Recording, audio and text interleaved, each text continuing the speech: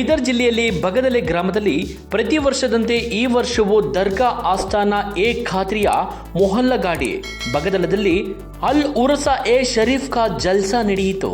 ಈ ಉರ್ಸ ಅನ್ನು ದರ್ಗಾದಿಂದ ಬಗದಲ ಗ್ರಾಮದ ದರ್ಗಾ ಪಲ್ಲಕ್ಕಿ ಮತ್ತು ಸಾಹೇಬರ ರಥೋತ್ಸವವನ್ನು ಊರಿನ ಮಧ್ಯೆ ಮೆರೆಸುತ್ತಾ ಕುದುರೆ ಕುಣಿತ ಪ್ರದರ್ಶನ, ನಾನಾ ತರಹದ ಪಟಾಕಿ ಸಿಡಿಸುತ್ತಾ ಭವ್ಯ ಮೆರವಣಿಗೆ ಮಾಡಿದರು.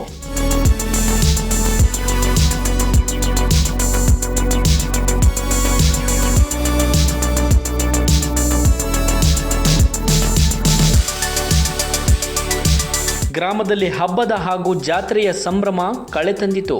ದರ್ಗಾದ ಈ ಉರಸ ಬಹುತೇಕ ವರ್ಷಗಳಿಂದ ನಡೆದುಕೊಂಡು ಬಂದಿದೆ.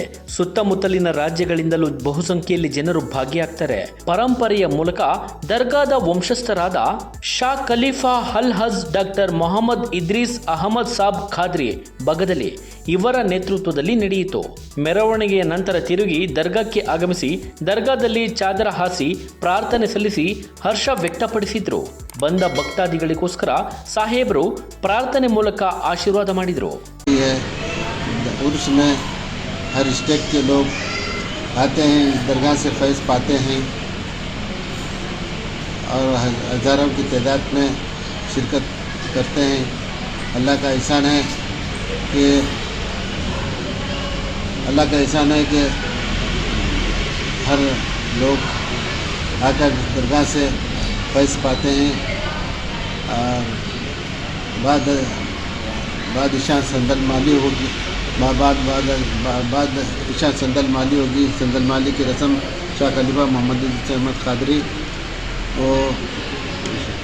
वो सैयद मोहम्मद यूसुफ कादरी नागौरी और उन्ना मशाकिन इस संदल माली अंजाम देंगे. और बादशाह उन्ना मशाक का बयान होगा. उसके बाद महफिल समा क़वाली होगी और 21 की सुबह न्याज शरीफ होगी. इसके बाद शाम में जश्न चिराग 20 तारीख शाम जश्न चिरागा होगी. उसके बादशाह उन्ना मशाक का बयान होगा और क़वालियाँ होगी. और 21 सुबह